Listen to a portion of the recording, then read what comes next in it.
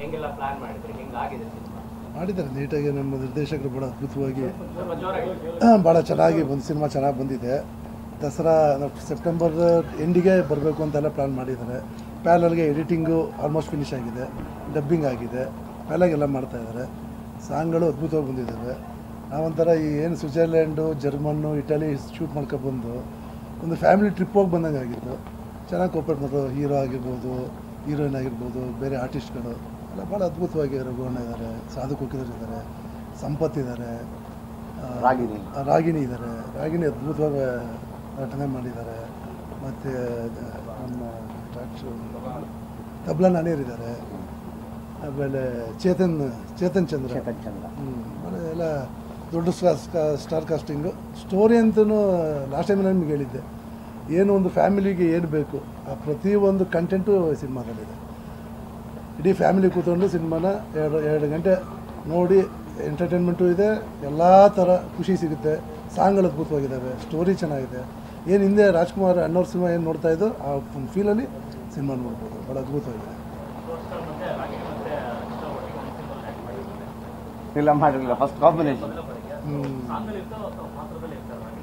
ಇಲ್ಲ. Is playing a major role ಸಿನಿಮಾದಲ್ಲಿ, one of the major role ಅವರು ಮತ್ತು ಚೇತನ್ ಚಂದ್ರ. ಸೊ ಅವರು ಇದನ್ನು ಪ್ಯಾರಲ್ ಹೀರೋಯಿನ್ ಪ್ಯಾರಲ್ ರೋಲ್ಸ್ ಮಾಡ್ತಾರೆ. ಸಂಜು ವೆಟ್ಸ್ ಗೀತಾ ಭಾಗ 2 ಇದರ ಕ್ಲೈಮ್ಯಾಕ್ಸ್ ಚಿತ್ರೀಕರಣ ನಡೀತಾ ಇದೆ.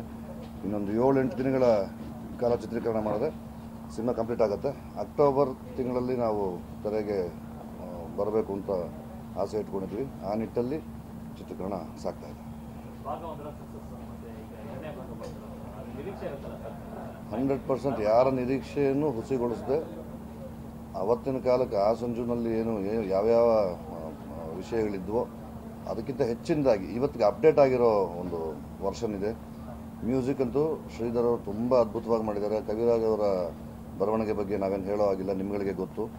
ತುಂಬ ಸುಂದರವಾದ 5 ಹಾಡುಗಳು, 4 ಪ್ರೇಮ ಗೀತೆಗಳು, ಒಂದು ಸ್ವಲ್ಪ ಪೆಪ್ಪಿಯಾಗಿರೋದೊಂದು ಸಾಂಗ್ ಮಾಡಿದ್ದೀವಿ. ಅಕ್ಟೋಬರ್ ತಿಂಗಳಲ್ಲಿ ತೆರೆಗೆ ಬರ್ತೀವಿ.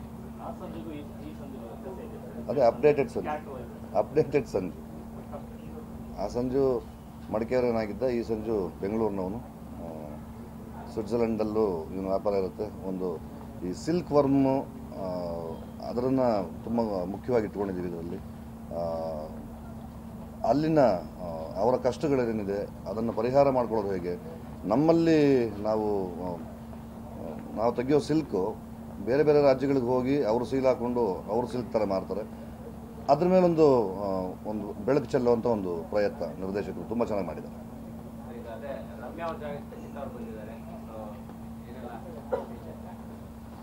ಇಲ್ಲ, ರಮ್ಯಾ ಅವರು ಬ್ಯುಸಿ ಇದ್ದರು. ನಾಕ್ಷಕರು ಅವ್ರಿಗೆ ಅಪ್ರೋಚ್ ಮಾಡಿದರು. ಅವರು ಸ್ವಲ್ಪ ರಾಜಕಾರಣ ವಿಚಾರದಲ್ಲಿ ಸ್ವಲ್ಪ ಬ್ಯುಸಿ ಇರೋದ್ರಿಂದ ರಚಿತಾ ಅವರು ಮಾಡಿದ್ದಾರೆ. ತುಂಬಾ ಅದ್ಭುತವಾಗಿ ಕಾಣಿಸ್ತಾರೆ. ರಚಿತಾ ಇದ್ದಾರೆ, ರಂಗಾಯಣ ರಘುವರು ಇದ್ದಾರೆ, ನಮ್ಮ ರಾಗಿಣಿ ಅವರಿದ್ದಾರೆ, ಚೇತನ್ ಚಂದ್ರ ಇದ್ದಾರೆ, ಸಂಪತ್ ಇದ್ದಾರೆ, ಸಾಧು ಇದ್ದಾರೆ, ತಬ್ಲನಾಣಿ ಇದ್ದಾರೆ. ಎಲ್ಲ ಹೊಸ ರೀತಿಯ ಪಾತ್ರಗಳು, ಹೊಸ ಥರದ್ದು ಅನ್ವೇಷಣೆ ಮಾಡಿದ್ದೀವಿ.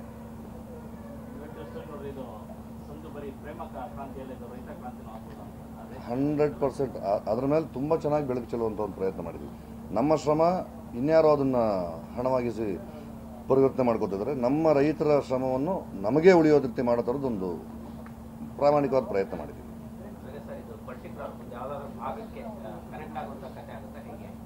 ಯಾವ ಭಾಗಕ್ಕೂ ಇಲ್ಲ, ಯೂನಿವರ್ಸಲ್, ಎಲ್ರಿಗೂ ರೀಚ್ ಆಗುವಂಥ ಕತೆ. ಏನು ನೋಡ್ತಾ 1 ವರ್ಷ ಆಯ್ತು ಶುರು ಮಾಡಿ. ನಾವು ಆಗಸ್ಟ್ 15ಕ್ಕೆ ಪೂಜೆ ಮಾಡಿದ್ದು ನಾವು. ಈಗ ನೆಕ್ಸ್ಟ್ ಮಂತ್ ಆಗಸ್ಟ್ ಬಂದುಬಿಡ್ತು. ಸೆಪ್ಟೆಂಬರ್ ಅಕ್ಟೋಬರ್ಗೆ ನಾವು ರಿಲೀಸ್ ಮಾಡ್ತೀವಿ. ನಮ್ಮ ತಲೆಯಲ್ಲಿ ಇದ್ದಿದ್ದು 1 ಇಯರಲ್ಲಿ ಮಾಡಬೇಕಿದೆ ಸಿನಿಮಾನ ಅಂತ ನಾವು ಅಂದ್ಕೊಂಡಾಗೇ ನಡೀತಾ ಇದೆ. ನನಗಿಂತ ಚೆನ್ನಾಗಿ ನಿಮಗೆ ಗೊತ್ತಿರೋದ್ರಿಂದ ಅದ್ರ ಬಗ್ಗೆ ನಾನು ಮಾತಾಡೋದು ಚೆನ್ನಾಗಿರಲ್ಲ. ನನ್ನ ಸಿನಿಮಾದ ಬಗ್ಗೆ ನಾನು ಮಾತಾಡೋದು ಚೆನ್ನಾಗಿ ನಡೀತಾ ಇದೆ.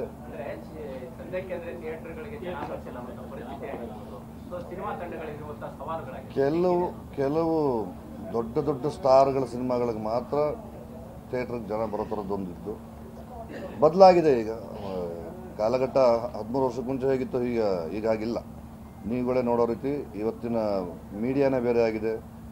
ಇವತ್ತಿನ ಸಾಮಾನ್ಯ ಜನರದೂ ನಾಡಿ ಮಿಡಿತನೇ ಬೇರೆ ಆಗಿಬಿಟ್ಟಿದೆ. ಅದು ಅಪ್ಡೇಟ್ ಆಗಿದೆ. ಎಸ್, ನಾವು ಅಪ್ಡೇಟ್ ಆಗಿದ್ದೀವಿ. ಥಿಯೇಟ್ರಿಗೆ ಜನ ಕರಿತೀವಿ, ಥಿಯೇಟ್ರಿಗೆ ಬಂದು ನೋಡಲೇಬೇಕು, ನೋಡ್ತಾರೆ.